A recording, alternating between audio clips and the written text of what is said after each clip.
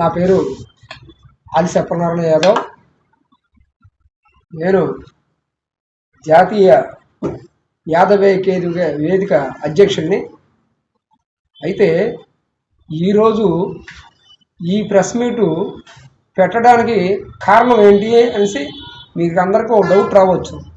మేము సుమారుగా ఒక 7 నెలల నుంచి యాదవ భవనం ఎండార్లోనే కట్టాలి, గత ప్రభుత్వం కేటాయించింది, ఈ ప్రభుత్వ సొమ్ముతోటే ఈ భవనాన్ని అక్కడే నిర్మాణం చేయాలనేది మా టార్గెట్గా పెట్టుకున్నాం.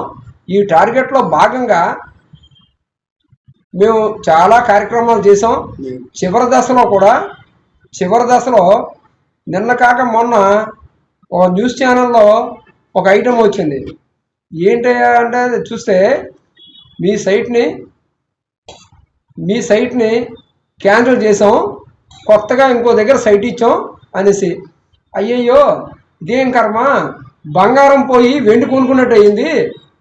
అయ్యయ్యో ఇదేం కర్మ, తులం బంగారం పోయే, తులం బంగారం ఖరీదు 1,48,000, 1,70,000, కానీ తులం వెండి ఖరీదు ఎంత 14,000, 15,000.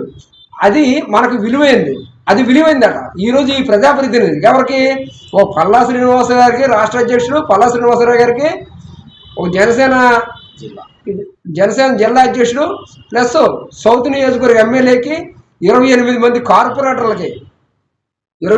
కార్పొరేటర్లకి యాదవ సంఘం నాయకులైన ప్రధాన నాయకులైనటువంటి ఒక ఉమ్ము సన్యాసరావు గారికి, ఒక అక్రబాయి వెంకటరావు గారికి ఇది ప్రధానమైందట. ఏంటి అసలు బంగారం పోయి వెండిని తెచ్చుకోవడం ఏంటి? అసలు బంగారం పట్టుకుంటే బంగారాన్ని వజ్రం చేసుకోవాలి, కానీ వెండి తయారు చేయడం ఏంటి అంటే ఇసుక చేస్తున్నారండి. అంటే గత 40 సంవత్సరాల నుంచి ఈ నాయకులు ఎలా తయారయ్యారంటే రాజకీయాల్లోకి వచ్చి యాదవుల సొమ్మును దాచుకోవడమే అలవాటు పడ్డారు తప్పితే యాదవులకు ఎటువంటి ఉపయోగం కూడా లేకన్నా ఈరోజు వాళ్ళు చేస్తున్నారు. దాంట్లో భాగంగానే మా పోరాటం కొనసాగిస్తాం. మేము ఆల్రెడీ దీన్ని ఉత్తరాంధ్ర జిల్లాలకు కాకుండా 2 తెలుగు రాష్ట్రాల్లో కూడా ఈ యొక్క వేదిక కోసం మా లీడర్లైన ప్రొఫెసర్ ఐలయ్య గారిని కలిసాం, ఆర్ కృష్ణయ్య గారిని కలిసాం ఎంపీ, అలాగే వేద మస్తానరావు గారిని కలిసాం, అలాగే రేపు బండారు దత్తాత్రేయ గారిని కూడా కలిసి సెంట్రల్ గవర్నమెంట్ పరంగా మాకు రావాల్సిన మా హక్కు నా హక్కు అనే దాన్ని మనం నిజరూపం చేసుకోవడానికి మేము బలపడుతున్నాం అనేది మీ ద్వారా తెలియజేస్తూ, రెండో విషయం ఏంటంటే ఏది ఏమైనా విశాఖపట్నంలో ఎండార్లోనే యాదవ భవనం ఉంటుంది, నిర్మాణం చేయాలి. ఒకవేళ ప్రభుత్వం మారి, అది గత ప్రభుత్వం ఇచ్చింది కాబట్టి ఈ ప్రభుత్వంలో మనం ఉన్నాం కాబట్టి, అంటే నేను తెలుగుదేశం పార్టీ కార్యకర్తని శ్రమశక్తి అవార్డు గ్రహించింది 2016లో శ్రమశక్తి అవార్డు గ్రహిస్తాను నేను. ఆ రోజుల్లోనే తెలుగుదేశం పార్టీలో ఉంటూ కొనసాగుతూ నేను వస్తున్నాను.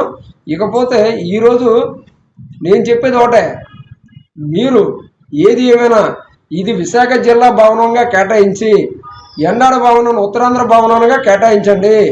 రెండో పాయింట్, విశాఖపట్నం చంద్రబాబు నాయుడు గారు వచ్చారు అనుకుందాం, 7 Hills హాస్పిటల్ పక్కన పార్టీ ఆఫీసులో బస్ చేస్తున్నారు, నైట్ బస్. ఎందుకు చేస్తున్నారు? భవనం ఉంది కాబట్టి.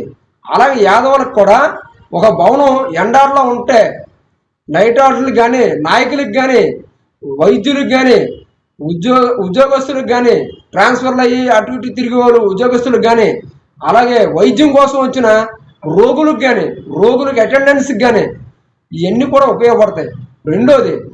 మూడో విషయం ఏంటంటే, మరియు విద్యార్థులు ఉన్నారు, ఆంధ్ర యూనివర్సిటీ కానీ, బొల్లాయి కాలేజీ కానీ, ఒక కృష్ణా కాలేజీ కానీ, ఇంకో కాలేజీ విజ్ఞాన కాలేజీ కానీ, గీతం కాలేజీలో చదువుకునే విద్యార్థులకు కూడా, పొన్నూరు నుంచి వచ్చే విద్యార్థులకి భవనం వసతి సౌకర్యం కల్పించడం అవుతాం ఎండాడ ఉంటే. ఇంకో అది ట్రాన్స్పోర్ట్ సౌకర్యం ఉంది.